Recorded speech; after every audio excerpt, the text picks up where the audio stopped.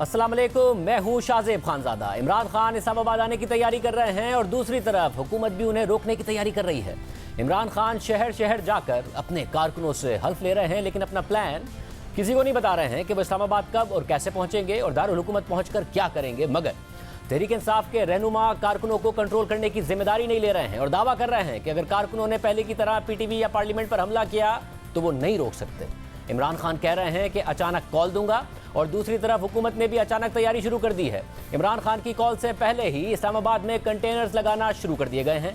इसके साथ साथ हुकूमत इमरान खान पर जवाबी सियासी हमले भी कर रही है। खुद वजीर आजम शहबाज शरीफ ने 10 दिनों के अंदर 2 न्यूज़ कॉन्फ्रेंसेस कर ली हैं और इमरान खान के बारे में सख्त अल्फाज इस्तेमाल किए हैं। इमरान खान की सियासत पर सख्त तनकीद की है और आज न्यूज़ कॉन्फ्रेंस करते हुए वजीर आजम शहबाज शरीफ ने इमरान खान को गद्दार और फ्रॉडिया करार दे दिया। वजीर आजम ने साइफर का जिक्र करते हुए कहा कि यह कौम के साथ गद्दारी हुई है। इमरान नियाजी सर से पांव तक फ्रॉडिया। ये कौम के खिलाफ ट्रीजन कमिट हुआ है, ट्रीजन, इससे कम नहीं है बिल्कुल। सियासी चेहरे अब पूरी कौम ने देख लिए हैं। ये पाकिस्तान की तारीख का सबसे बड़ा झूठा वजीर आजम हुआ इमरान नियाजी। ये फ्रॉडिया है, फ्रॉडिया, सर से पांव तक फ्रॉडिया। ये शख्स, मैं खुदा की कसम खा के आज आपको कह रही हूँ, ये फ्रॉडिया है बिल्कुल। अफवाज पाकिस्तान के खिलाफ रकीक हमले किए, न्यूट्रल चौकीदार कौम को इस मुसीबत से अब जान छुड़ानी होगी। आर्मी चीफ का एक कानून में, आइन में एक बाकायदा दर्ज है, उसके मुताबिक फैसला होगा इंशाल्लाह। आप परेशान ना हो। केपी के और पंजाब गवर्नमेंट्स को ये वार्निंग दी गई है कि इस लॉन्ग मार्च का वो हिस्सा ना बने। स्पेशली तौर पर पंजाब की एक बात करूंगा कि अगर उन्होंने फैसिलिटेट किया, पंजाब में गवर्नर राज लगाने के ऊपर आपका फोकस है। किसी को गैर कानूनी हरकत करने की इजाजत नहीं दी जाएगी, किसी को कानून को अपने हाथ लेने में इजाजत कतई नहीं दी जाएगी। जबकि आज वजीर खारजा बिलावल भुट्टो ज़रदारी ने भी न्यूज़ कॉन्फ्रेंस की और कहा कि इमरान खान का तरीक़ाकार है कि इतना झूठ बोलो कि कुछ ना कुछ तो लोग मानेंगे। फॉरेन फंडिंग लेने वाला चंदा चोर दूसरों पर इल्ज़ाम लगाता है। जो खुद चंदा चोर है वो जगह जगह जाके हुकूमत को कहता है चंदा चोर। जो खुद ज़कात चोर निकला वो जगह जगह जाके कहता है चोर। जो फॉरेन फंडिंग केस में चोरी पकड़ते हुए देखा वो जगह जगह जाके कहता है खुद अपनी पीढ़ी के लिए जितना वो ज्वेलरी दूसरे लोगों के लेता है वो बाकियों पे इल्ज़ाम लगाता है चोरी का। खुद अपने हुकूमत आते हुए उसने अपना घर रेगुलराइज किया, गरीबों का घर गिराना शुरू कर दिया और बाकियों पे चोरी का इल्ज़ाम। तो मैं समझता हूँ कि खान साहब का मुनाफिकत पूरा पाकिस्तान को नजर आ रहा है। खान साहब का तरीकाकार ये है कि झूठ बोलो, इतना झूठ बोलो और कुछ ना कुछ झूठ कोई लोग मानेंगे। वो ममालिक जहां वो हाथ मिलाने के लिए तैयार थे, नहीं थे, वो हाथ मिलाने के लिए तैयार हो चुके। जो फोन कॉल करने के लिए तैयार नहीं थे वो अब हमारे वजीर आजम के साथ खड़े होकर तस्वीरें ले रहे हैं। ये मेरा नहीं, पाकिस्तान का कामयाबी है।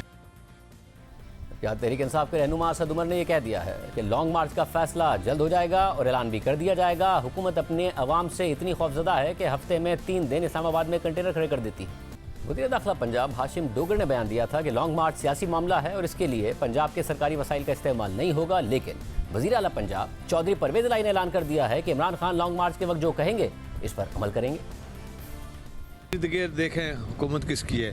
पंजाब है वो इमरान खान साहब का अपना है, खैबर पख्तूनख्वा है वो खान साहब का अपना है, आज़ाद कश्मीर है वो उनका अपना है, गिलगित बल्तिस्तान उनका अपना है। तराना साहब को तो खड़े होने की जगह नहीं मिलेगी। इमरान खान साहब लॉन्ग मार्च करते हैं तो पंजाब हुकूमत कहाँ खड़ी होगी? देखें जब वो स्टेज आएगी तो इंशाल्लाह आपको बड़ी क्लैरिटी नजर आएगी। जो इमरान खान साहब कहेंगे हम वो करेंगे। सियासी माहौल में कशीदगी बढ़ती जा रही है और सदर मुमलिकत डॉक्टर आरिफ अलवी ने आज पार्लियामेंट के मुश्तरका इजलास से खिताब करते हुए कहा है कि ये इंतखाब का साल है, इसमें अगर पोलराइजेशन है तो इसको हल कर लें, बैठकर बातचीत करके एक दूसरे को मुतमईन करें। ये इंतखाब का साल है और इसके अंदर अगर पोलराइजेशन है तो पोलराइजेशन को हल कर लें। पूरा साल भी बाकी है, आपस में गुफ्तगू कर कर अगर महीनों का फ़र्क है तो इसके अंदर बैठकर बातचीत कर कर इसको एक दूसरे को मुतमईन कर कर कोई इलेक्शन की डेट भी डिसाइड कर लें। मैं सिर्फ अपनी राय दे सकता हूँ अपने दोस्तों को, मगर ये आप तय करें, पोलराइजेशन खुदा के वास्ते इस मुल्क में ख़त्म करें। इमरान खान ने तारीख का ऐलान नहीं किया है, मगर इस्लामाबाद में इस वक्त क्या सूरत हाल है। हमारे साथ मौजूद है जियो न्यूज़ के नुमाइंदे अहमद सुबहान। अहमद सुबहान, बताइएगा, अभी तो इमरान खान ने ऐलान नहीं किया, क्या तैयारियां हो रही हैं इस्लामाबाद में? शाहजेब साहब, ऐसा है कि इस्लामाबाद में इस वक्त तमाम तर जो एंट्री पॉइंट्स हैं और बिलखसूस जिस तरह से इस वक्त हम लोग फैज़ाबाद पर मौजूद हैं, तो यहाँ पर तो कंटेनर्स की एक बहुत बड़ी तादाद है, जिसमें तकरीबन 100 से ज़ायद कंटेनर्स हैं जो इस वक्त यहाँ पर फैज़ाबाद में मौजूद हैं। जो रावलपिंडी से इसका आने वाला रास्ता है, उसको अगर मेरे कैमरामैन तलत फारूक आपको दिखाएं तो उस पर तमाम तर जो मरी रोड से आने वाला रास्ता है, उस पर इस पर वह कंटेनर्स की एक बहुत बड़ी तादाद है जो कि ऑलरेडी यहाँ पर मौजूद है। इसी तरह जो एक्सप्रेस वे से रवात की तरफ से आने वाला रास्ता है, वहां पर भी साइड्स पे लाके कंटेनर्स को रख दिया गया। और ये कंटेनर्स कोई एक दो कंटेनर्स नहीं है, बल्कि आप देख सक रहे हैं कि 3-3 4-4 लेयर्स हैं अभी से जो कंटेनर्स की यहाँ पर हमें दिखाई देती हैं। और इन कंटेनर्स के अलावा जिस तरह से रेड जोन है, वो ऑलरेडी एक पॉइंट हो जो उसका सबसे अहम और मरकजी पॉइंट है, जो कि जिना एवेन्यू है, तो वहां पर तो ऑलरेडी वो सील है। तकरीबन गुज़िश्ता 1 महीने से वो सील है, चूंकि यहाँ पर हमने देखा कि इस्लामाबाद में 2 मरतबा किसानों का धरना रहा और दोनों मरतबा किसानों की कॉल ये थी कि वो रेड जोन आएंगे, पार्लियामेंट के सामने एहतजाज करना चाहते हैं। उस एहतजाज के पेश नज़र वो कंटेनर्स लगाए गए थे जो कि अब भी मौजूद हैं। और अब इस्लामाबाद में किसी भी सूरत तमाम तर जो मुजाहिरीन हैं जो कि इस लॉन्ग मार्च का हिस्सा बनते हैं, उनको दाखिल नहीं होने दिया जाएगा। फिलहाल वजारत दाखिला में तकरीबन रोज़ इसके हवाले से इजलास हो रहे हैं। कंटेनर्स के अलावा जिस तरह से जो नफरी है, उसके लिए भी लेटर्स लिख दिए गए हैं। सिंध गवर्नमेंट को लेटर लिख दिया गया है, FC और रेंजर्स के जो एहलकार हैं उनके हवाले से लेटर लिख दिया गया है। जो इजाफी जो आंसू गैस शेल चाहिए होंगी और जो रबर बुलेट्स चाहिए होंगी, उसके हवाले से अभी से लेटर्स जारी कर दिए गए। इन तमाम चीज़ों को इस्लामाबाद में डंप किया जाने का आगाज़ कर दिया गया। आज के रोज़ हमने देखा कि मॉक एक्सरसाइज भी की गई, जिसमें पुलिस लाइन में ये मॉक एक्सरसाइज की गई और उसमें फीमेल जो एहलकार हैं इस्लामाबाद पुलिस की, उनने भी हिस्सा लिया और मेल एहलकार भी इसमें शामिल थे कि चाहे ख्वातीन इस एहतजाज का हिस्सा बने या मर्द हजरात हों, उनको किस तरह से रेड जोन में भी एंटर नहीं होने देना और फिर जो इस्लामाबाद की ओवरऑल एंट्रेंस पॉइंट्स हैं वहाँ पर भी किस तरह से काबू करना है। हर सूरत हर मीटिंग में एक चीज़ को बावर किया जा रहा है, चाहे वो इस्लामाबाद पुलिस की अपने डिफरेंट रैंक्स पे मीटिंग्स हों या फिर वजारत दाखिला की जानिब से कम्युनिकेट किया जा रहा है कि किसी भी सूरत जो ह्यूमन लॉस है, जान का ज़िया नहीं होना चाहिए। हर सूरत इस्लामाबाद को सेफ रखना है, रेड जोन को सेफ रखना है। सुप्रीम कोर्ट के ऑर्डर्स भी यही हैं कि रेड जोन में कोई भी मुजाहिरीन दाखिल ना हो। और इसी तरह इस्लामाबाद में जो वफाकी हुकूमत है और इस्लामाबाद पुलिस और ज़िला इंतज़ामिया है, उनकी भी हर सूरत में कोशिश यही है कि ना रेड जोन में ना ही इस्लामाबाद में कोई एहतजाज मुमकिन हो सके। हमने फवाद चौधरी को प्रोग्राम में शिरकत की दावत दी, मगर उन्होंने कोई जवाब ही नहीं दिया। हमारे साथ मौजूद हैं वफाकी वज़ीर हसन इकबाल साहब, जो आज वज़ीर आज़म शहबाज शरीफ साहब के साथ प्रेस कॉन्फ्रेंस में भी मौजूद थे। हसन इकबाल साहब, बहुत शुक्रिया हमें ज्वाइन करने के लिए। हसन इकबाल साहब, इमरान खान साहब ने तो ऐलान ही नहीं किया है अपने लॉन्ग मार्च का, उसके बावजूद आप लोगों ने इस्लामाबाद में तैयारी शुरू कर दी है। कोई इंटेलिजेंस इतला मिल गई है क्या हुकूमत को कि कब आ रहे हैं, कैसे आ रहे हैं, क्या उनकी हिकमत अमली है? देखिए, जो इमरान खान साहब का माजी का ट्रैक रिकॉर्ड है वो कोई ज़्यादा काबिल एतमाद नहीं है, लेकिन हमें बहैसियत वफाकी हुकूमत, पाकिस्तान का कैपिटल जो है वो पाकिस्तान की अलामत है, वफाक की अलामत है। यहाँ पर हमारे तमाम रियासती इदारे हैं, चाहे वो पार्लियामेंट है, चाहे वो सुप्रीम कोर्ट है, चाहे वो सेक्रेटेरिएट है, चाहे प्रेसिडेंसी है, प्राइम मिनिस्टर हाउस है। तो ये जगह ऐसी नहीं है कि जिस पे आप कोई रिस्क ले सकें। और दूसरी बात यह है शाहजेब कि देखिए, हम किसी 18वीं सदी के अंदर नहीं है कि जहाँ पे आपने दारुल खिलाफे पे लश्कर कशी करके उसको फतह करना है। हम एक जमहूरी निज़ाम में हैं, हम एक आइनी निज़ाम में हैं, हम 2022 21वीं सदी के अंदर हैं। इस किस्म की सियासत के जहाँ पे जत्थों के जरिए, लश्कर कशी के जरिए आप कैपिटल को कैप्चर करने की बात करें, ये मेरा ख्याल है कि एक बहुत बड़ा फितना परवरी है और इसके लिए हमें हर सतह पे तैयारी चाहिए और हम करेंगे भी। और मैं ये भी बात बताना चाहता हूँ कि देखिए, इमरान खान साहब की अगर ये भूल है कि इस मुल्क के अंदर वो तन्हा है, इस मुल्क के अंदर और कोई हकीकतें नहीं है। हकीकत ये है कि 2018 का अगर आप इलेक्शन देखें, 70% वोट इनके खिलाफ मौजूदा जो कोलिशन है इसने हासिल किया था। हमारी जो कोलिशन है ये पाकिस्तान के तूलो अर्ज से चारों सूबों से लिजिटिमेट जेन्युइन डेमोक्रेटिक फोर्सेस की अलामत है। हमने तो आज तक बड़ी खामोशी इख्तियार किए रखी है, लेकिन अब हमारे वर्कर्स के अंदर इश्तियाल आ रहा है और वो भी कह रहे हैं कि आप हमें भी कॉल दें, हम अपने दारुल खिलाफे को, हम अपनी पार्लियामेंट को, क्योंकि पार्लियामेंट पाकिस्तान के अवाम का इदारा है, हम इसको डिफेंड करना चाहते हैं। और अगर ये कारकुनों का जज्बा ज्यादा मुश्तिल हुआ, हमारे लिए भी मुश्किलात बन जाएंगी। इसलिए मैं समझता हूं कि अगर इमरान खान साहब के अंदर किसी सतह के ऊपर कोई दानिश का कतरा बचा हुआ है तो ये इस तरह की हरकत नहीं करेंगे। लेकिन अगर ये करेंगे तो इसके कॉन्सिक्वेंसेस इनको फेस करने पड़ेंगे। अगर ये कहते हैं कि मैं सरप्राइज दूंगा, तो मैं इमरान खान साहब को कहना चाहता हूं कि आपकी सरप्राइज से बड़ी सरप्राइज आपको मिलेगी इंशाअल्लाह ताला। हम किसी सूरत ऐसा लग रहा है आप दोनों का बयानात का मुकाबला हो रहा है। वो भी कह रहे हैं सरप्राइज दूंगा, आप लोग भी कह रहे हैं सरप्राइज दूंगा। वो राना सनाउल्लाह को एड्रेस करके कुछ कहते हैं, राना साहब जवाब देते हैं। ऐसा तो नहीं है कि दोनों एक दूसरे को अच्छी तरह जानते हैं, इसलिए बस एक दूसरे के खिलाफ बयानात ही दे रहे हैं। दोनों को नहीं पता एक दूसरे के खिलाफ कि दूसरे ने क्या हिकमत अमली अपनाई है या आप लोगों ने क्या हिकमत अमली अपनाई है, दोनों को नहीं पता है। नहीं शाहजेब, बात यह है कि हम तो मजबूरन इस काम में जवाब देने पे आते हैं। इस वक्त जो मुल्क के हालात हैं, अगले 6 महीने के अंदर पाकिस्तान में जो सियासत करता है अपनी सियासी एजेंडे की, अपनी अना की, मैं समझता हूं कि वो नहायत ही संगदिल है। इस वक्त 1/3 पाकिस्तान डूबा हुआ है। हमें उनका हाथ थामने की जरूरत है। हमारी तो सुबह से शाम तक यकीन कीजिए मीटिंग्स होती हैं कि किस तरीके से हमने जो सैलाब ज़दगान है उनके लिए अब गंदम का बीज का कैसे बंदोबस्त करना है, उनके लिए खाद का क्या बंदोबस्त करें कि उनकी रबी की फसल का नुकसान ना हो जाए, हम किस तरीके से उनकी आबादकारी को फैसिलिटेट कर सकते हैं। आप ये बातें आप कर चुके, मगर इमरान खान साहब नहीं मान रहे हैं। इसके रोकथाम के लिए क्या करें, तो हमें तो फुर्सत ही नहीं है इस काम के लिए। ये इमरान खान साहब हैं, पता नहीं इनके सीने में कौन से पत्थर का दिल है कि इनको रहम नहीं आ रहा अपनी कौम के ऊपर कि 1/3 पाकिस्तान जो है तबाह हो गया सैलाब के हाथों। गरीब लोग वो इलाके, मगर ऐसी बात सर, मसला ये है कि आप लोग खुद भी कहते हैं कि हमने तो मुल्क संभाला है और 6 महीने में अपना पॉलिटिकल कैपिटल बर्न करके संभाला है, मुश्किल फैसले करके संभाला है, मगर उसके क्या समरात भी आ रहे हैं। 7 साल बाद हुआ है कि पाकिस्तान की जो रेटिंग है मूडीज़ ने वो सी कर दी है। ज़ाहिर 2015 में आप ही के दौर में सी से B3 की थी और स्टेबल की थी, फिर जून में आप ही के दौर में B3 रखते हुए आउटलुक नेगेटिव कर दिया था और अब सी कर दी है लॉन्ग टर्म डेट पर। फ्लड्स भी उसकी एक बड़ी वजह है।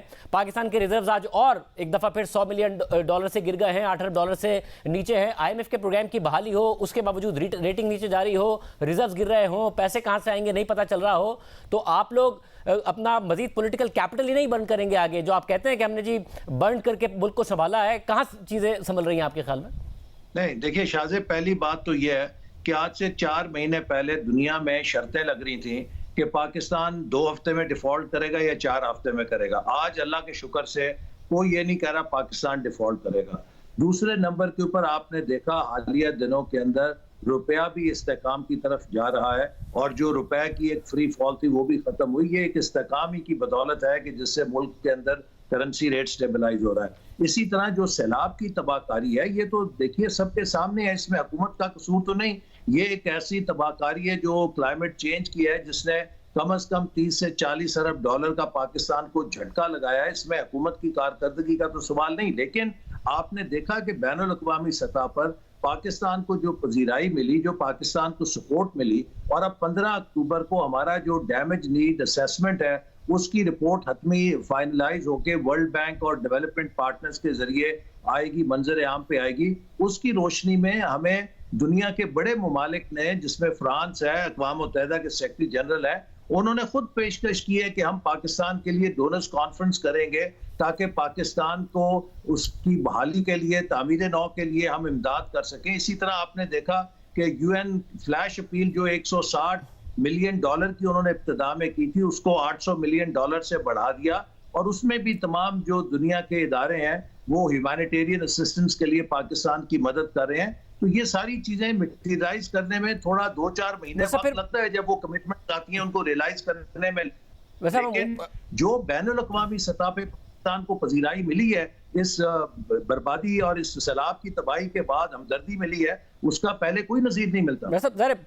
हुकूमत ने वज़ीर ख़ारजा बिलावल भुट्टो ज़रदारी हो या वज़ीर आज़म को केस अपना प्रेजेंट किया है, दोनों लोगों ने कमिट भी किया है। हम उम्मीद करते हैं कि पाकिस्तान के जो मसाइल हैं वो उस हिसाब से हल भी हों। मगर जब आप सरप्राइज़ की बात करते हैं, अब उसमें एक अहम पहलू ये है कि आप लोगों ने बड़ी कोशिश की, कुछ केस बना के, कभी एंटी टेररिज्म डाल के कि इमरान खान साहब की कोई गिरफ्तारी का रास्ता निकले, मगर अदालतें ज़ाहिर है अदालत की वजह से आप नहीं कर पाए हैं। और वो केसेस भी ऐसे थे कि उन पर वैसी तनकीद हो रही थी कि किस किस्म का मामला आप कर रहे हैं, सिर्फ और सिर्फ गिरफ्तार करना चाहते हो। क्या सरप्राइज दे लेंगे आप? ऐसा तो कुछ कर नहीं सकते आपके, उन्हें गिरफ्तार कर लिया, गिरफ्तारी का कोई प्लान कर रहे हैं अब इमरान खान साहब की?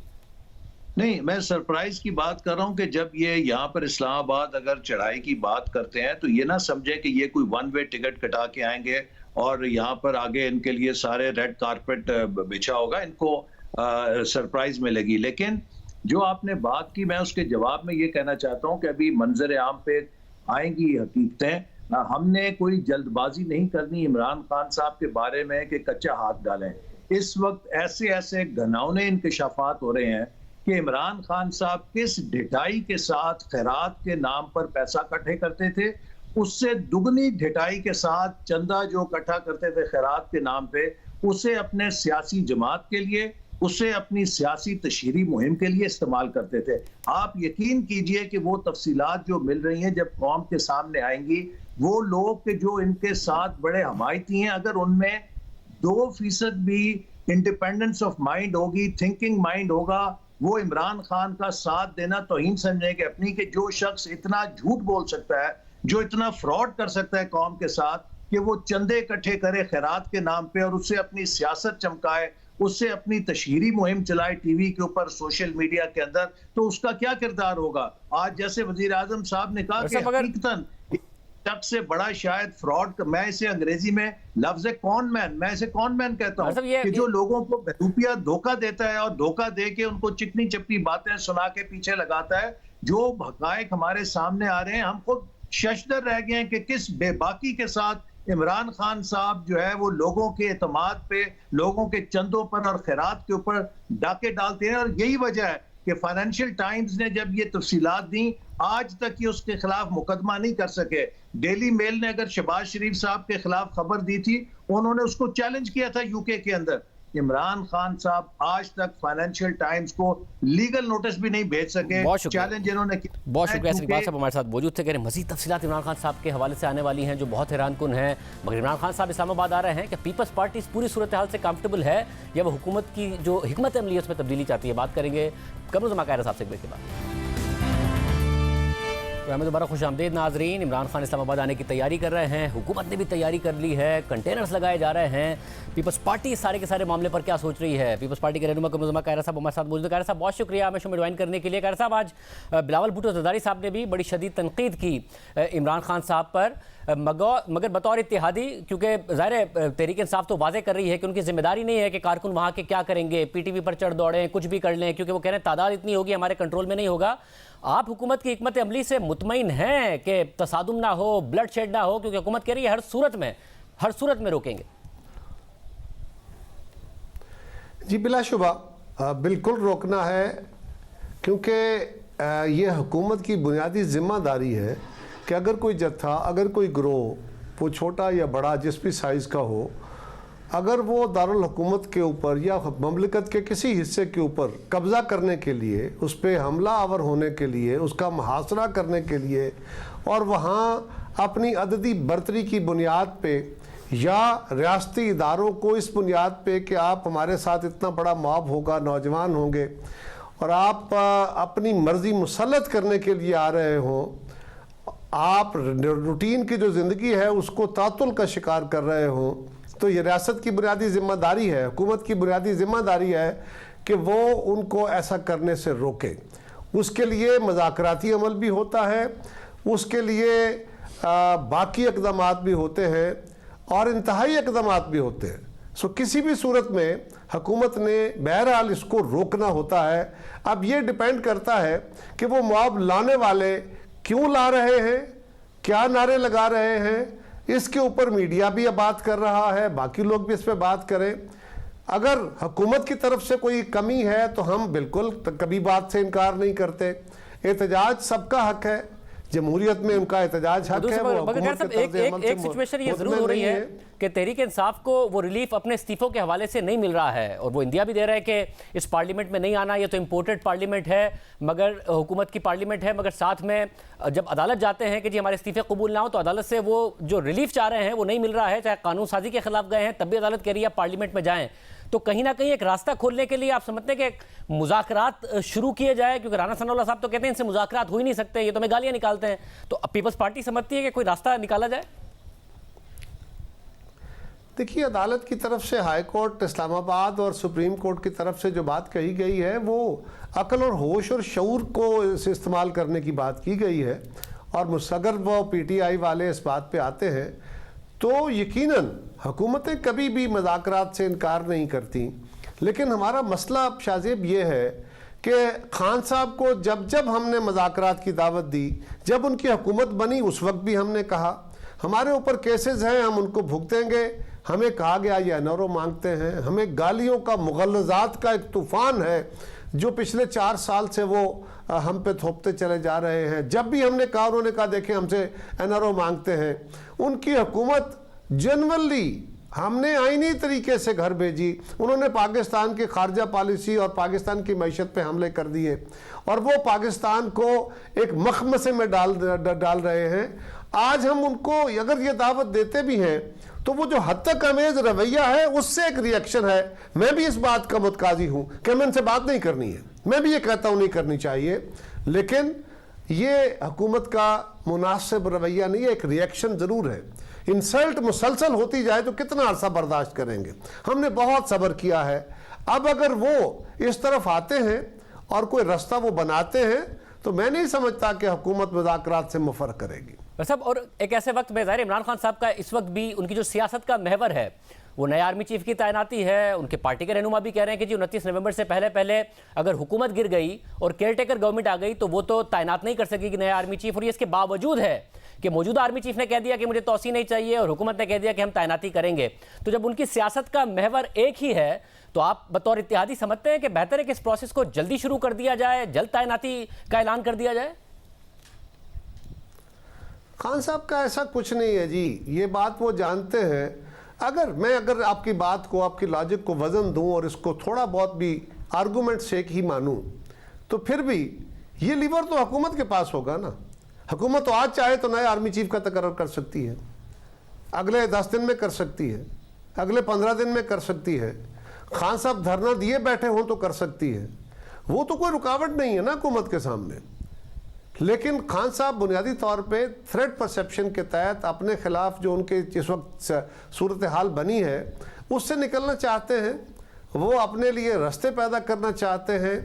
वो तशद्दुद के ऊपर लोगों को उकसा के इदारों को दबाव में रखना चाहते हैं, हुकूमत को दबाव में रखना चाहते हैं और लोगों को जिस हैजान में उन्होंने मुब्तला किया है अब उनको ये समझ नहीं आएगी। मेरी बात नोट रखिए, आइंदा आने वाले दिनों में, महीनों में खान साहब के लिए ये है जान जो अभी तक तो उन्होंने कभी साजिश का बयानिया, कभी अपनी ज़ात के नुकसान का बयानिया, कभी चोर डाकू का बयानिया, कभी वही पुरानी घसी पिटी बातें, कोई नई बात उन्होंने नहीं की।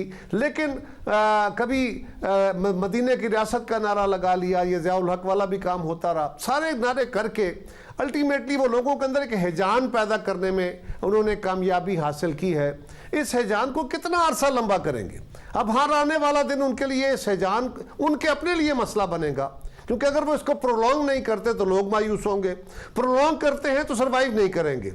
ये बहुत मुश्किल सूरत हाल है उनके लिए। हुकूमत का काम बुनियादी तौर पर शाहजेब ये है, हम उनको रोकने के लिए कंटेनर भी लगाएंगे, हम उनको रोकने के लिए जो फोर्सेज हैं उनको भी बुलाएंगे, हम उसके लिए तमाम तादीबी हरबे भी इख्तियार करेंगे। लेकिन ये बताइए कि जमहूरियत के अंदर क्या ये मुमकिन है? फ़र्ज़ करें इमरान खान साहब हमने सारे अमाल किए और वो इससे गुजर के आगे आ गए इस्लामाबाद में आके उन्होंने धरने दे दिए, वो टीवी स्टेशन पे काबिज हो गए, वो प्राइम मिनिस्टर हाउस पे काबिज हो गए, उन्होंने आके सुप्रीम कोर्ट पे कब्जा कर लिया। क्या फिर पाकिस्तान फतह हो जाएगा? आज क्या हम उस जहान में हैं कि कोई गैर मुल्की हमला आवर आएगा, वो आके इस्लामाबाद को फतह करेगा, पार्लियामेंट पे अपना झंडा लगाएगा, सदर हाउस पे झंडा लगाएगा और उसकी सल्तनत का ऐलान हो जाएगा? ये तो हो सकता है ना कि कहीं से आप पर दबाव आ जाए। पाकिस्तान चलाना है हमने, ये तो हो सकता है कि कहीं से आप पर दबाव आ जाए कि जी जो दबाव है वो है कि जी आगे बढ़िए, इलेक्शन की तरफ चलिए। ये तो हो सकता है ना कि अगर वो ऐसा करने में कामयाब होगा तो ये हो जाए। देखिए गुजारिश है, इसका मतलब है कि पाकिस्तान की रियासत ब्लैकमेल होगी, इदारे ब्लैकमेल होंगे। जमा खातर रखिए, कुछ हो जाए हुकूमत ब्लैकमेल नहीं होगी, अपने होश काबू रखेगी, डायलॉग करेगी, ब्लैकमेल नहीं होगी। बिल्कुल। बहुत शुक्रिया कि मुज़म्मिल कायरा साहब कह रहे हैं कि वो हुकूमत की हिकमत अमली के साथ खड़े हैं इस सारे के सारे मामले पर। हुकूमत ब्लैकमेल नहीं होगी। एक और मामला है जिसमें लग रहा है कि तहरीक इंसाफ वापसी का रास्ता ढूंढ रही है, वो आपके सामने रखते हैं ब्रेक के बाद।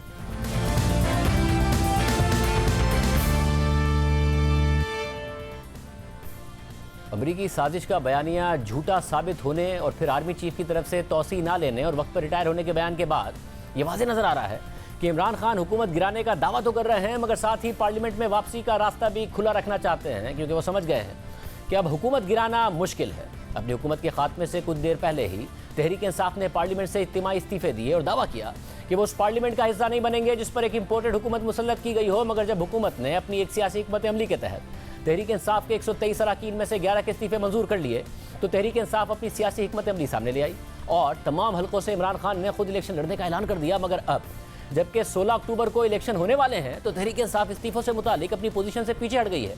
अदालतों से रुजू कर रही है कि उनके इस्तीफे मंजूर करने का नोटिफिकेशन कलअदम करार दिया जाए, जिससे वाज़ेह हो रहा है कि तहरीक इंसाफ ने पार्लियामेंट में वापसी का ऑप्शन अब तक खुला छोड़ा है, क्योंकि अब खुद इमरान खान को यह नजर आ रहा है कि हुकूमत को गिराना मुश्किल हो गया है, जिसकी वजह से वो अदालतों से रुजू करके मुस्ताफी अरकान को बचाना चाहते हैं ताकि अदालतों के जरिए खाली नशिस्तों पर ज़िमनी इंतखाबात से बचा जाए और पार्लियामेंट में मुमकिन वापसी का ऑप्शन भी बरकरार रखा जाए। क्योंकि जिन 8 नशिस्तों पर 16 अक्टूबर को ज़िमनी इंतखाबात होने हैं, उन 8 की 8 नशिस्तों पर तहरीक इंसाफ के वाहिद उम्मीदवार खुद इमरान खान हैं और इमरान खान इन नशिस्तों पर जीत भी गए तो उन्हें ये नशिस्तें खाली करनी पड़ेंगी और इसमें भी तहरीक इंसाफ का ही नुकसान होगा, क्योंकि इस सूरत हाल में तहरीक इंसाफ पार्लियामेंट में वापस भी गई तो उसकी नशिस्तें कम हो जाएंगी और इमरान खान के जीतने के बावजूद इन नशिस्तों पर तहरीक इंसाफ को दोबारा इलेक्शन लड़ना पड़ेगा।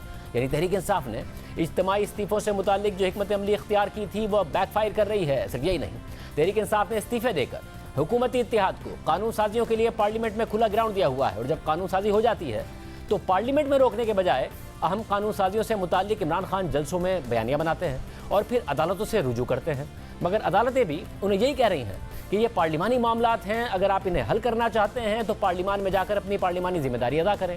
सिर्फ यही नहीं, अदालतें भी मुस्ताफी अरकान के इस्तीफे कलअदम करार देने के लिए तहरीक इंसाफ की नीयत पर सवाल उठा रही हैं।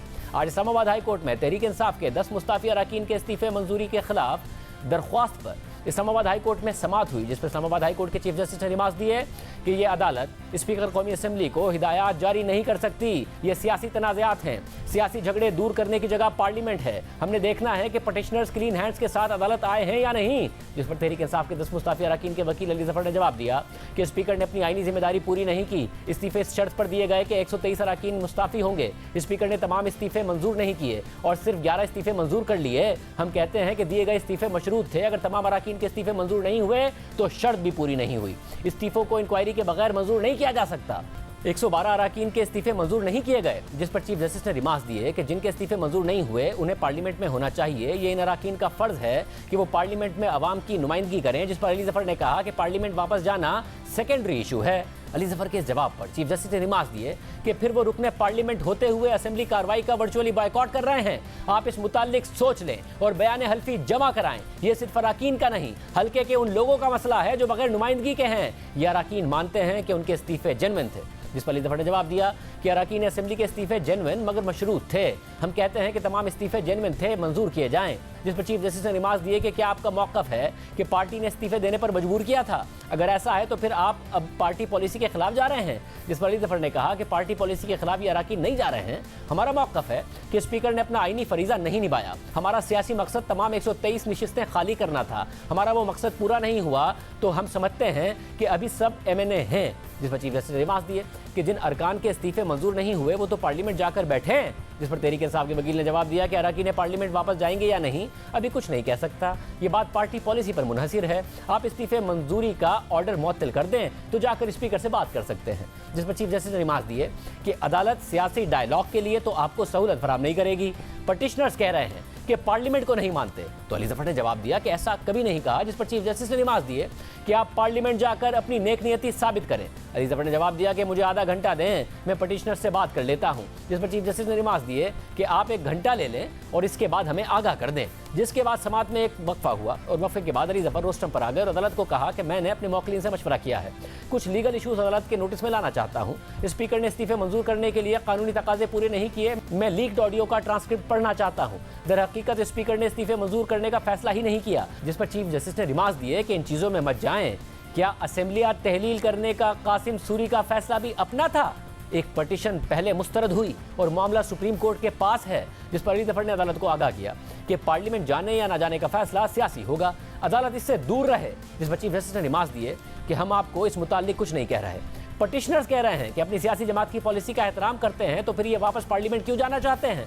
जिस पर अली जफर ने जवाब दिया कि हो सकता है बाद में पार्टी तय करे कि असेंबलियों में वापस जाना है, हो सकता है तय करें कि असेंबली में जाकर किसी बिल की मुखालफत करनी है। असेंबली वापस जाने की सूरत में हमारे 10 अरकान वापस नहीं जा सकेंगे। इस्तीफे इकट्ठे दिए लेकिन नताइज सबके लिए अलग अलग होंगे। जिस पर चीफ जस्टिस ने रिमार्क दिए कि हम आपको 5 दिन दे देते हैं, 5 दिन में मुतमईन करें कि आप वापस जाना चाहते हैं। जिस पर अली जफर ने अदालत से दरख्वास्त की कि इस दौरान स्पीकर का डिनोटिफाई करने का ऑर्डर भी मुअत्तल कर दें।